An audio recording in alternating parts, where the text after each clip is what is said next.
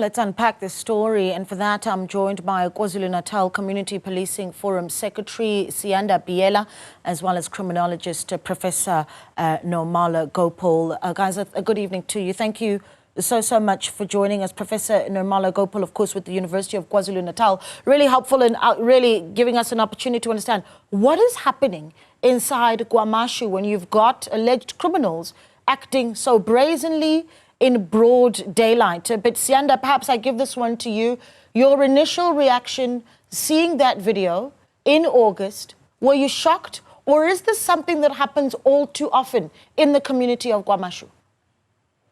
No, thank you very much, and good evening to yourself as an anchor, and also good evening to Professor Gopal, to the viewers themselves. I think I want to go back and say I came here in the same studio virtually when I spoke to Voyo around the same 14th of August with regards to the issue of criminality in our province of KwaZulu-Natal, especially highlighting the issue of guns and the issue of having so many guns in our communities, where every corner, especially the youth, as the Provincial Commissioner General Mutlatla Mkhwanazi had also raised in our province, that the youth are now becoming a problem because we find them in all corners of the street with really nothing to do in terms of dealing with their livelihood. So we're really concerned, we are concerned, but we want to congratulate the Provincial Commissioner and the team, also congratulate the communities, which then now will see justice with these people who've been terrorizing them from the issue of extortion and other charges that they've been laid on. We want to also still call on the community to come in and assist us in ensuring that our families in our communities are safe. You know, this is a challenge. And as a challenge it is, we must also look into a place where we can look into our youth. How can we best support the family structures? Because this is a problem of a family structure. You can't have a young person out of a family brazen like this, gun brazen, and these guns are not everywhere in our communities. So I call on everyone to really assist us in reporting people with guns in our communities, which they do believe suspiciously have no right to actually hold them into their sense. Yeah, Professor Gopal, there are so many things that are concerning about this video. Certainly the brazen nature of it, which I've said over and over again, but then the fact that the ringleader, as we hear from Mr. Mkhwanazi, is just 20 years old. It speaks to a very young group of individuals here. I mean, how do you describe the situation in KwaMashu? Siyanda saying this has been an issue that they've been talking about for a long time. How is it that you have criminals that young having access to that sort of weaponry? Good evening, Naledi. Good evening to Mr. Biyela, as well as to your viewers. So I think one of the first, thoughts that come to mind is the fact that this is not an unusual situation. We find young people involved in criminality across the country. If we go to the Western Cape, for example, we find large-scale and widespread gang activity where you have youth or children as young as 10 years who are being recruited. And of course, the reasons for that are various. But I think what's very important, Naledi, and I think Mr. Biyela, also Siyanda alluded to this, is the fact that if we're having, young people especially between the ages of 18 and 21, who have now become criminal, career criminals, the question to ask is that what are we as a society not providing to our young people, to our youth in that particular age group, to make sure that they are meaningfully occupied and contribute legally and legitimately to the economy? Because one of the most important notions is that what leads our young people into criminal behavior? So I think those are important questions for us to ask. And I think very importantly to ask, how do we keep them meaningfully occupied so that they can contribute legitimately to our country rather than through these nefarious activities? Yeah, and that's such an important discussion because it speaks to what's at the root of it. But many, Prof, will argue that, well, a lack of opportunity does not excuse criminal behavior, and that's where we reach quite the quagmire. Siyanda, you talked about how communities need to come out to assist. Now, as the CPF operating in KZN. Perhaps you can talk to me about just how difficult of a thing that is, because I imagine that if you live in that hostel in KwaMashu and you saw, not the video, the live action of these young men walking down the street, shooting guns in the air, almost cowboy-like, that the likelihood that you're going to report them to police is slim to none, because you're terrified, and there's a sense that, you know, these young men are not afraid of anything. So what happens when the CPF speaks to communities? What do those conversations look and sound like? An initiative that we've done, Naledi, is that we in the CPF have a youth crime prevention desk, which is a desk responsible for youth activities and youth crime prevention. Our now action way is to ensure that the youth desk gets maximum support from the CPF in terms of them running developmental programs in our communities at large. They filter to all police stations and districts and provinces. Now, our first aim must look into that. How do we look into a preventive measure around getting our young people busy with something that is productive and progressive with their lives? But as we also urge that, we want to also remain steadfast that we call as a community the police officers or the South African Police Service as a service of protection to our communities. So we must also trust them. We've seen how they've worked tirelessly to ensure and restore integrity and dignity.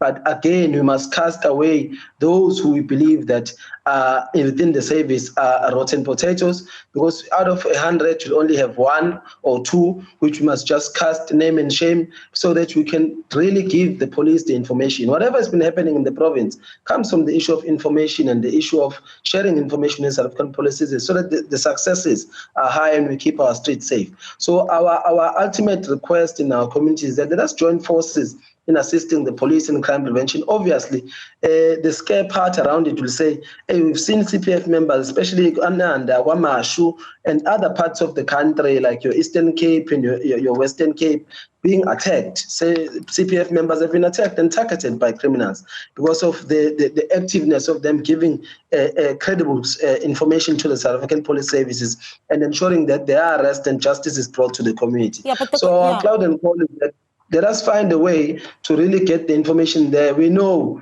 the predicaments around us being in the forefront. Let us keep ourselves out of the forefront, but give information to the South African police services to action. Yeah, but the question is, do community members actually come out with that information? We're going to continue this conversation because it's so important. Let's take a short break, though. We're back on the other side. Yeah. When is the person straight, sir?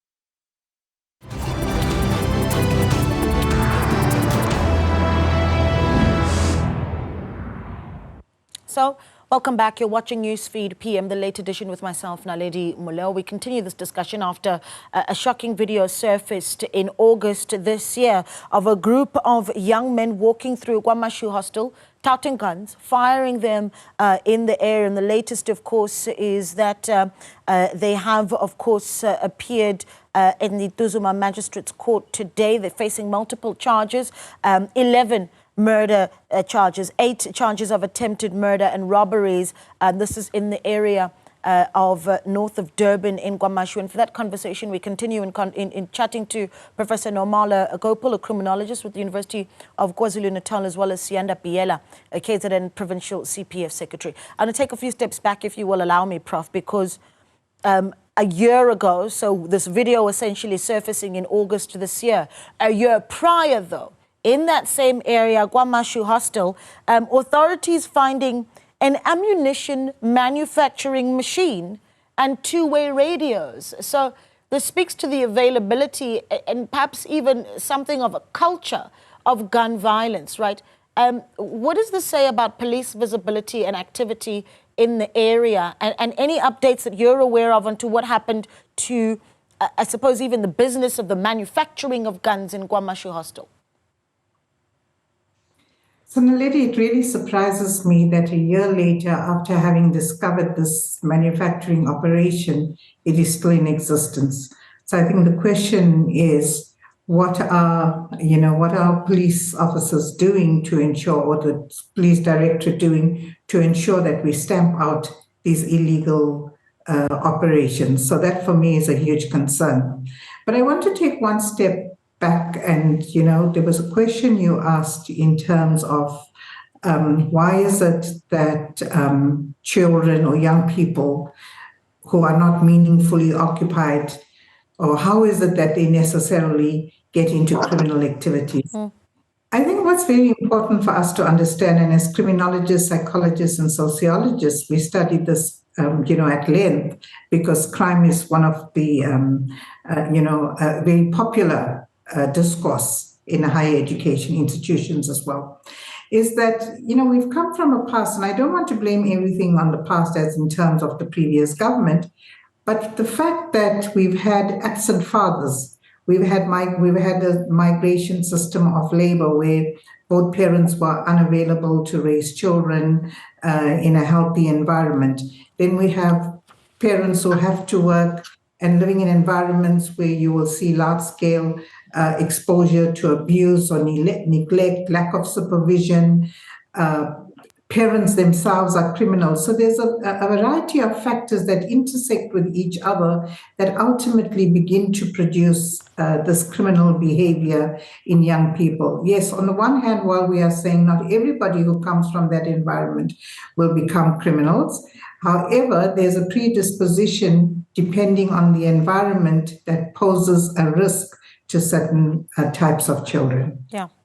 I want to ask one last question, and perhaps before I do that, Siyanda, Prof there saying that it's shocking that a year later that ammunition manufacturing machine is still in KwaMashu. Are you aware of it still being available in the community? A manufacturing and selling of guns in KwaMashu Hostel? An unfortunate circumstance around this thing is what just the provincial commissioner said in his interview, that unfortunately, as you deal with criminals that we are able to identify, you still have other operational centers that they have, because you crack down one hub, there's still other hubs that are operating. That's why we'll be still calling as a CPF to say, can we, the Ministry of Police, really assist the South African Police Services in resourcing them with enough resources for them to be able to counter and deal with these criminalities in our communities. Also, the issue of the restriction on guns and the acquirement of guns in our communities. We must also ensure that there are strict measures in terms of people who are gun owners and people who are using these guns, especially when it comes to the young people in the communities. But we can't also then again expect the police to treat these people with kid gloves, because you see how brazen they are and the element of criminalities that they are jacked for. It tells you that they are not scared to shoot at the police officer who's there to enforce the law on behalf of us as South Africans. So we are also still calling that call to say the South African Police Services must be given resources for them to combat criminal activities, and we must, as the community, support them whenever they are pursuing their activities on the operations that they want to ensure that we are safe in our communities. All right, final question, and I've got about 30 seconds each for this one, and I'll let you end off or give us your final thoughts, Siyanda, on the confidence that you have in the police, particularly in KZN. I mean, the KZN police chief, Nhlanhla Mkhwanazi, getting some criticism over his handling of criminality, some law lauding it and saying he's really on the right track. Where do you place his leadership on policing in KwaZulu-Natal? Briefly, Siyanda. I would want to again congratulate and applaud the Provincial Commissioner's swift action on issues that we have in KZN, and we will continue to support him as the CPF and the community at large. We do understand that some of our colleagues in our communities and our community members do not really understand the criminal justice system, but also, again, as I've said and uttering these words lastly, we can't allow criminals to kill our police officers who are enforcing the law in our communities. We call for the resourcing of the South African Police Services in order for them to match the ammunition outside in our community so that we are safe in our homes. Prof, same question for you. The confidence that you have in police leadership in the province? I think you're on mute now, Professor. What's happened there? Are you back, Prof? Say something for us. Okay. Some sound problems there, unfortunately, and that's where we're going to have to leave it. But we really have appreciated the contributions of our panel on that discussion. Professor Nirmala Gopal, criminologist with the University of KwaZulu-Natal, as well as Siyanda Biyela, who is, of course, with the KZN Provincial Community Policing Forum. He's secretary. We take a short break. We've got your headlines at the top of the hour. Stay with us. Yeah. When is the pills straight, sir?